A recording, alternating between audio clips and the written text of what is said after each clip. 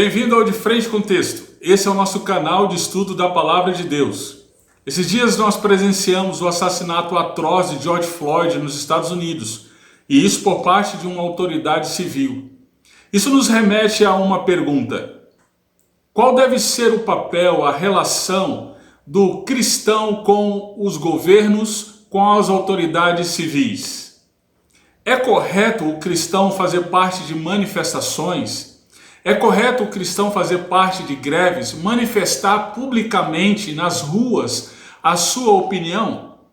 O que fazer diante de governos, de autoridades constituídas, legalmente constituídas, mas que se colocam através de atitudes ou leis promulgadas diretamente contra Deus? O texto dessa semana, 1 Pedro capítulo 2, verso 11 a 17, vai tratar dessas questões. Então vamos lá, vamos para De Frente com o Texto.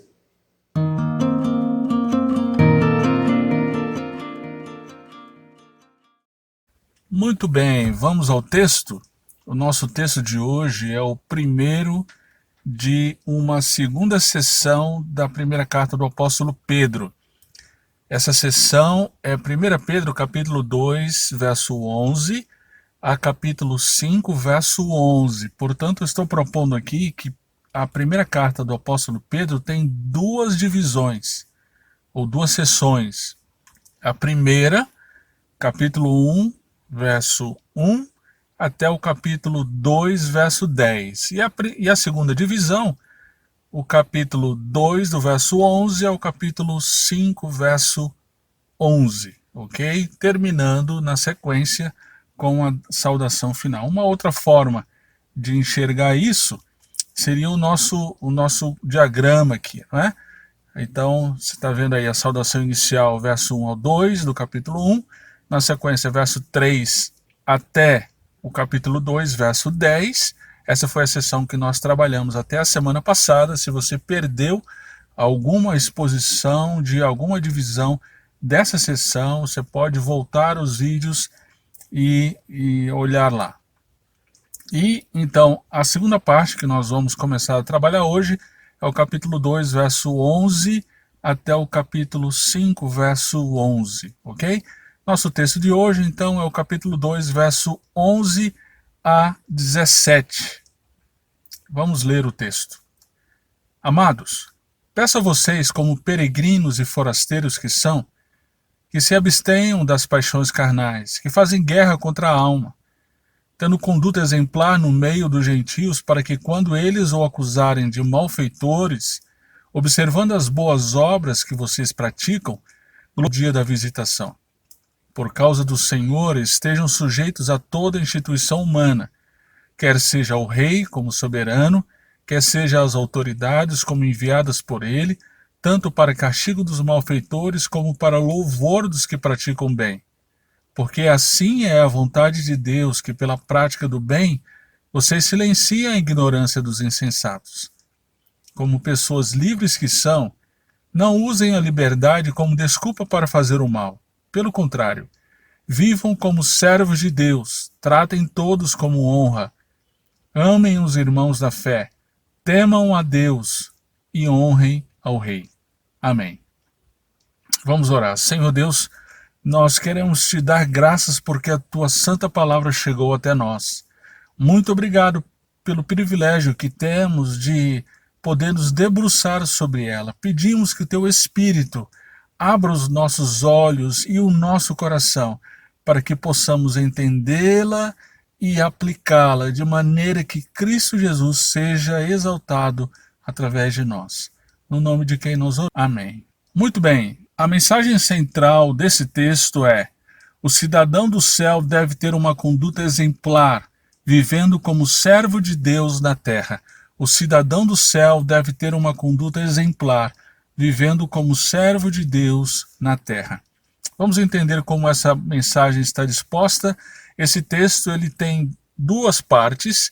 A primeira parte é o verso 11 até o verso 12, e a segunda parte, o verso 13 até o finalzinho, o verso 17. Ok? Nós vamos ver então parte por parte. A primeira parte começa lá no verso 11, E Pedro ele começa aqui a orientar então os seus leitores. Até então, ele estava expondo a doutrina do Evangelho. Essa é a primeira sessão da primeira carta do apóstolo Pedro. Ele enfoca então aos peregrinos, aos forasteiros, a realidade do Evangelho, do trabalho do Evangelho na vida deles, né? E eles foram regenerados para uma esperança, esperança que nos está reservada nos céus. Então, diante disso, ele começa a aplicar a partir do verso 12, 13, não é? De uma maneira mais geral. Então, ele vai falar sobre santidade, ele vai falar sobre amor. No capítulo 2, no início do capítulo 2, ele fala sobre a realidade da igreja. E aqui, então, ele começa a aplicar. Essa nova sessão, ele aplica, então, a doutrina que ele estava expondo até aqui, não é? E essa aplicação se dá de uma maneira mais específica. Nós vamos ver aqui. É interessante, então, que ele chama os seus leitores de amados. Essa expressão não é apenas uma forma de tratamento, né? No velho evangeliquez dos nossos dias, né? Essa expressão ela terminou sendo banalizada, né? Nós usamos demais e de uma maneira muito superficial. Mas perceba que ele acabou na sessão anterior de dizer que o povo de Deus é geração eleita, sacerdócio real, nação santa, povo de propriedade exclusiva de Deus. Ele fala que antes nós não éramos povo, mas agora nós somos povo de Deus. Antes nós não tínhamos alcançado misericórdia, mas agora nós alcançamos misericórdia por parte de Deus. Então, sim, nós somos amados e amados por Deus. Nós experimentamos agora o amor, a graça, a misericórdia de Deus por meio de Jesus Cristo, nos fazendo seu povo.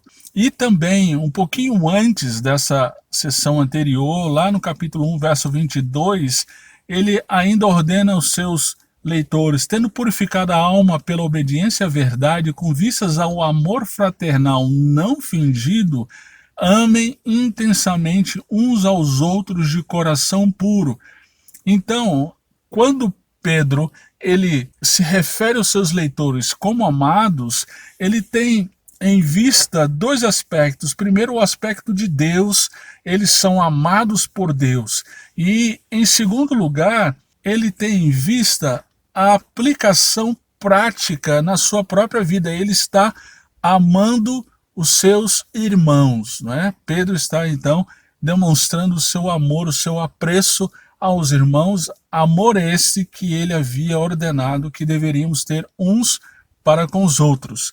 Então, diante disso, é que ele faz, então, a sua orientação aos seus leitores. Peço a vocês, como peregrinos e forasteiros. Essa palavra aqui, então, peço a vocês, é no sentido mais de súplica. Olha, eu suplico a vocês, e como peregrinos e forasteiros. Então ele lembra mais uma vez que a nossa casa não é este mundo, nós estamos de passagem.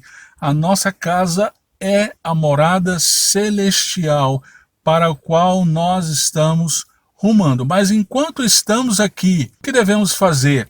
Se abstenham das paixões carnais que fazem guerra contra a alma. Essas paixões carnais é interessante. Do que se trata? Lá no capítulo 1, verso 14, ele diz: como filhos obedientes, não vivam conforme as paixões que vocês tinham anteriormente, quando ainda estavam na ignorância. Então essas paixões carnais dizem respeito a uma orientação da nossa natureza enquanto não crentes. No capítulo 4, verso 2, mais à frente, ele vai dizer: para que no tempo que lhes resta na carne, vocês não vivam mais de acordo com as paixões humanas, mas segundo a vontade de Deus. Perceba, então, que ele está se referindo a realmente uma orientação de natureza humana que pertence àqueles que não são crentes. No capítulo 4, verso 3, ele vai especificar melhor isso, porque basta que no passado vocês tenham feito a vontade dos gentios. Gentios, a qual ele se refere, nós sabemos aqui, à luz de 1 Pedro, são os não crentes. Tendo andado em práticas libertinas, desejos carnais, bebedeiras, orgias, embriaguez e em detestáveis idolatrias. Não é? Então, aqui, quando ele se refere a desejos carnais, a paixões carnais, ele está se referindo a todo tipo de desejo que é orientador, é basilador do comportamento humano distante, separado de Deus, né? E esses desejos carnais, eles fazem guerra contra a alma. É interessante ele se referir à alma, porque ele já mencionou a alma anteriormente, né? No capítulo 1, verso 9, ele diz que nós obtemos o alvo da nossa fé, que é a salvação da alma. E no capítulo 1, verso 22, ele diz: tendo purificado a alma pela obediência à verdade e com vistas ao amor fraternal não fingido, amem intensamente uns aos outros de coração puro. Então, a alma, a nossa alma, aqueles que creem no Senhor Jesus Cristo, já tem a alma purificada, já tem a alma salva. Agora, neste plano, enquanto estamos no mundo, nós vivemos uma guerra, nós vivemos uma luta. A nossa alma luta contra os velhos desejos daquela velha natureza humana, daquela velha natureza pecaminosa. Esses desejos travam todos os dias uma verdadeira batalha, uma verdadeira guerra. Então a nossa guerra não é contra o outro, a nossa guerra não é contra os nossos parentes, familiares, contra conhecidos, contra pessoas do trabalho, contra quem quer que seja. A nossa guerra é contra nós mesmos. É contra os velhos desejos pecaminosos de nossa velha vida que teimam em voltar a nos dominar. Então, essa é a nossa guerra. Então, por isso, Pedro diz: abstenham-se como peregrinos e forasteiros, abstenham-se disso. E então ele vai especificar isso melhor. Ele diz: tendo conduta exemplar no meio dos gentios, né? Então, como já mencionei, esses gentios refere-se aos não crentes. E como peregrinos e forasteiros deve ser exemplar. Isso me faz lembrar Mateus capítulo 5, verso 16. Assim brilhe também a luz de vocês diante dos outros, para que vejam as boas obras que vocês fazem e glorifiquem o Pai de vocês que está nos céus. Então, abstendo-se dos nossos desejos carnais, através de ter uma conduta exemplar no meio dos não crentes. Com que propósito? Olha só, o para quê? Porque quando esses não crentes nos acusarem de ser malfeitores, uma vez que eles observam as boas obras que nós praticamos, eles glorificam a Deus no dia da visitação. É interessante aqui quando ele menciona essa acusação dos malfeitores. Tácito foi um historiador romano, e eu trouxe aqui para vocês um texto dele. Ele escreveu isso no segundo século, início do segundo século. Públio Cornélios Tácitos. É interessante que ele não era um cristão, né? E ele fala sobre a perseguição que foi empreendida por Nero na época em que Pedro estava escrevendo aqui a primeira carta. É interessante que ele menciona, no texto que nós estamos trabalhando, a menção de acusação dos malfeitores, né? Olha só como Tácito se refere a nós cristãos, né? Uma casta de homens detestados por suas abominações e vulgarmente chamados cristãos. Detestados por suas abominações. É sabido que os cristãos primitivos do primeiro século, eles eram acusados de libertinagem e de antropofagia. Isso porque eles se reuniam secretamente porque eram perseguidos, então se reuniam secretamente e ali eles tomavam a ceia, né? E na ceia nós, então, fazemos parte do corpo e do sangue de Cristo. Então, os não crentes interpretavam isso como antropofagia, mas é insensatez, né? Como Pedro vai mencionar isso mais adiante. Depois ele vai chamar aqui o cristianismo de superstição perniciosa, sórdido e degradante, opróbrio do gênero humano. Então é disso que Pedro está se referindo aqui, quando ele diz de acusação de sermos malfeitores. Então ele diz, olha, procedendo corretamente, de maneira exemplar, as boas obras de vocês vão incidir sobre esses gentios, esses não crentes, de tal maneira que eles vão glorificar a Deus no dia da visitação. Essa expressão aqui, dia da visitação, é interessante.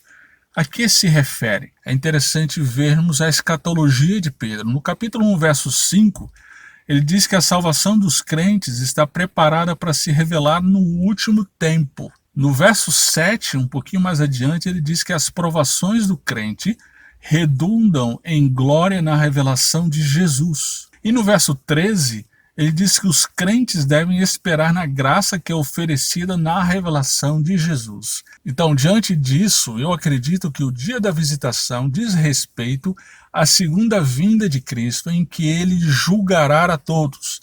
Nesse dia, no dia da visitação do Senhor Jesus Cristo, ele virá como juiz e todos se dobrarão diante dele. Então é disso que Pedro está se referindo aqui.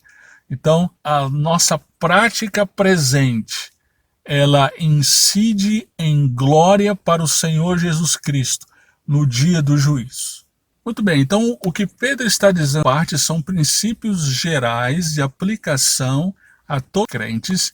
Ele diz que forasteiros, como peregrinos nesse mundo, nós devemos viver de tal maneira, se abstendo dos desejos carnais e sendo exemplo para os ímpios, isso redunda em glória no dia da visitação. Muito bem. Agora, na sequência, ele vai dar então instruções muito específicas, ok? Ele está aplicando de maneira cada vez mais específicas a partir de agora. Como o crente deve lidar com as autoridades civis? Como o crente deve lidar com os governantes, com o governo civil? Pedro então vai aplicar o que ele tem ensinado para essa questão específica. No verso 13, acompanhe comigo, ele vai dizer, por causa do Senhor, ou seja, fundamentada não em nós mesmos, mas no Senhor Jesus, em agradar o Senhor Jesus. Então, por causa do Senhor, e aí ele vai trazer aqui um imperativo, estejam sujeitos a toda instituição humana. Esse estar sujeito a toda instituição humana, a palavra de Deus vai mencionar várias e várias vezes. Romanos capítulo 13 vai falar sobre isso. Paulo em 1 Timóteo, no capítulo 2, verso 1 e 2, vai tratar sobre isso. Tito, capítulo 3, verso 1 e 2, vai tratar sobre isso. Então a palavra de Deus vai nos ordenar várias e várias vezes para nos submetermos a toda a instituição humana. É interessante olharmos para os pais da igreja, ou a época da patrística, diz respeito então àqueles líderes que sucederam os apóstolos, né? Isso no primeiro século e segundo século. Justino de Roma, um desses, ele escreveu uma defesa veemente do cristianismo. No início do segundo século, ele escreveu para o imperador Tito, né, diante das acusações em relação aos cristãos, né? É interessante, eu trouxe aqui uma parte do texto para vocês. Ele diz o seguinte: quanto a tributos e contribuições, procuramos pagá-los antes de todos aqueles que estabeleceste para isso. E ele diz ainda mais à frente, então dá a César o que é de César, isso mencionando as palavras de Jesus, né? E a Deus o que é de Deus. Portanto, não somente a Deus adoramos, mas em tudo ou mais nós servimos a vós com gosto, confessando que sois imperadores e governantes dos homens, e rogando que junto com o poder imperial também se encontre quem tenhais prudente raciocínio. Um outro texto que eu acho belíssimo é a carta a Diogeneto.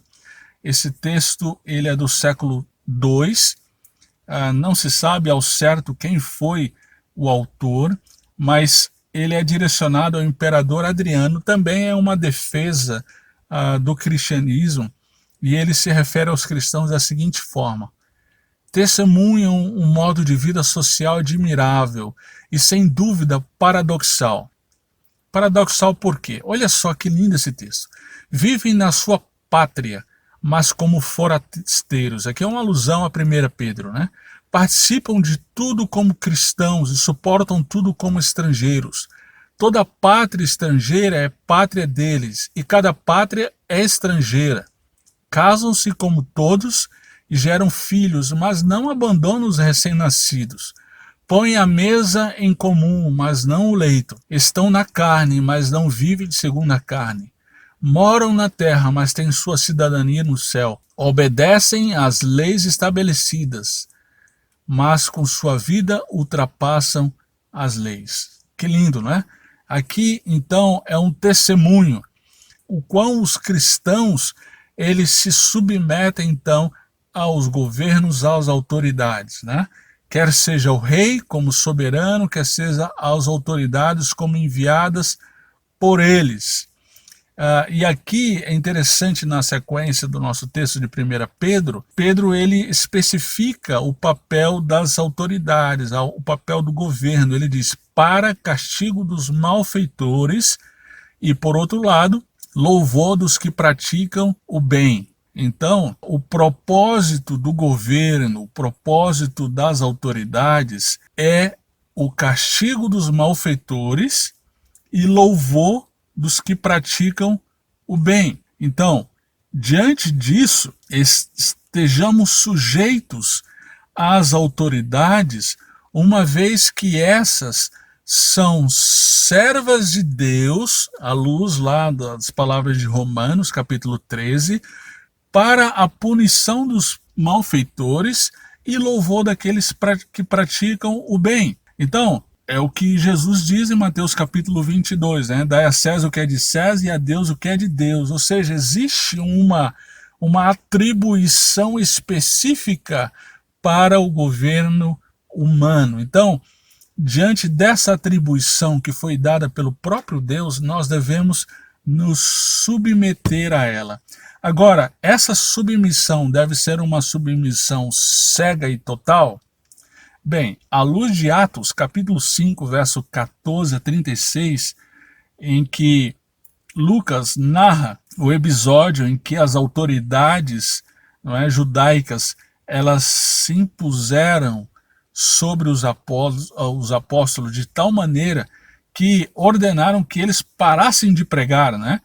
E aí interessante que Pedro, olha lá o capítulo 5, verso 29, Pedro, ele diz o seguinte: antes importa obedecer a Deus do que aos homens. Isso significa que, sim, o cristão, ele é um dos melhores cidadãos que podem existir na terra. Ele cumpre os seus deveres, ele paga seus impostos, ele faz tudo de maneira honesta, e isso como para o Senhor. Agora, quando esse Estado, quando o governo, quando as autoridades se colocam como Deus, ou se colocam contra Deus, então o cristão ele tem um dever da desobediência civil.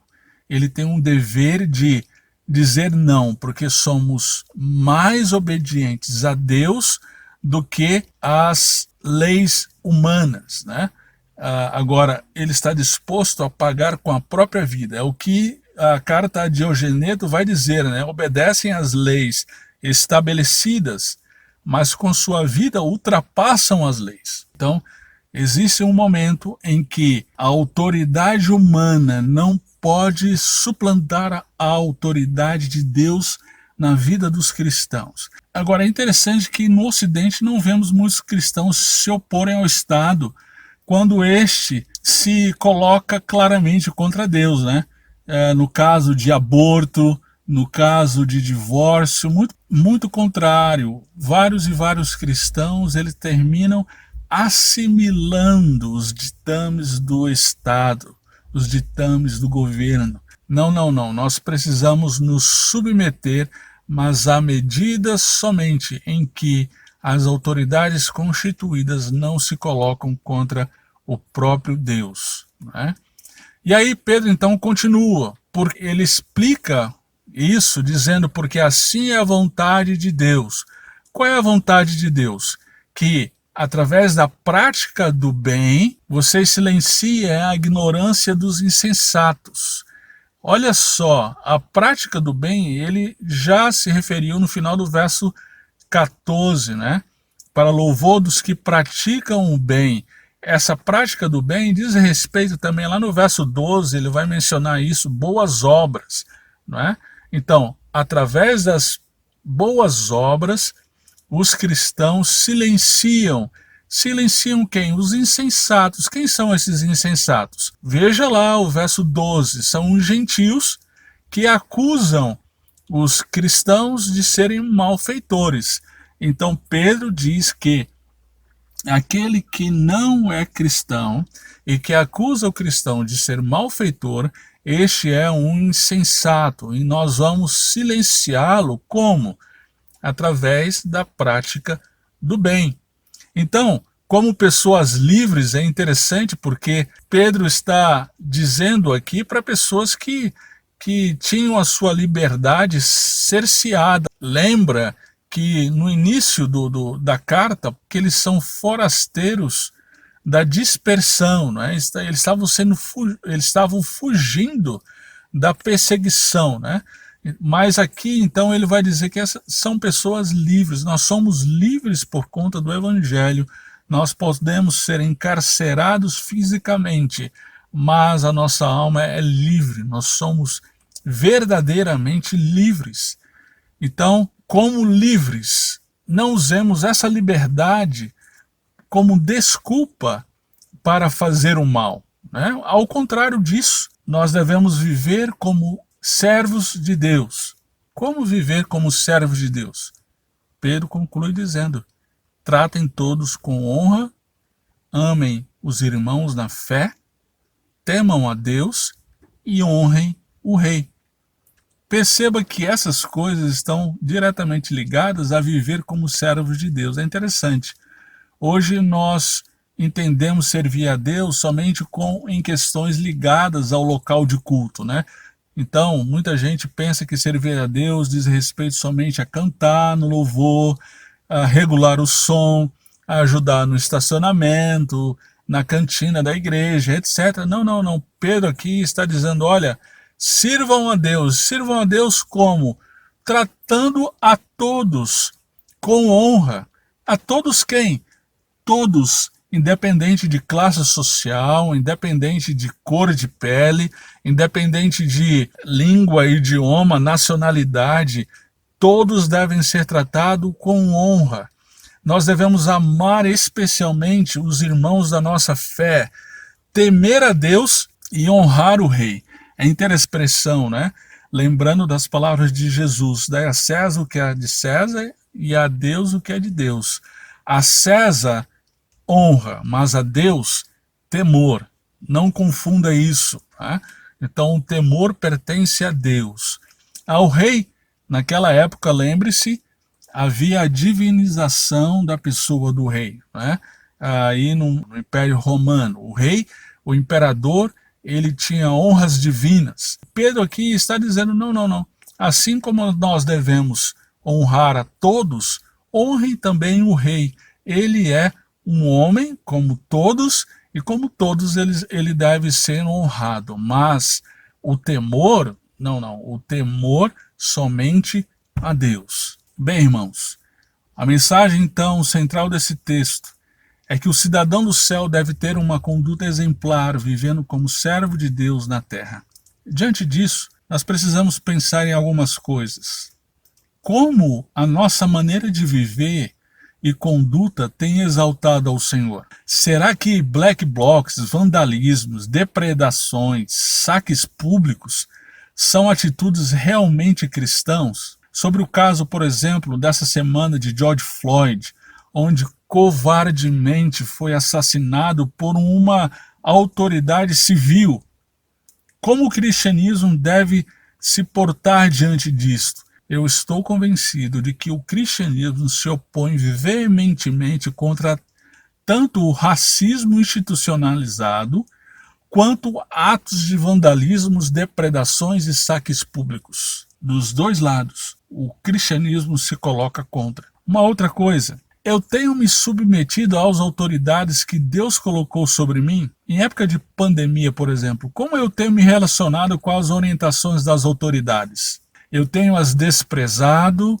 Eu tenho as ignorado? Ou eu tenho honrado as autoridades como autoridades que Deus constituiu sobre mim? Será que a minha atitude da minha igreja tem sido uma conduta exemplar para que, naquilo que eles nos acusam como malfeitores, observando as nossas boas obras, eles glorifiquem a Deus no dia da visitação? Eu tenho visto várias igrejas que, de maneira exemplar, têm seguido à risca as orientações governamentais em relação à quarentena. Esta é uma aplicação direta desse texto do apóstolo. Então, que nós vivamos como cidadãos do céu aqui na terra, de uma maneira exemplar, vivendo como servos de Deus.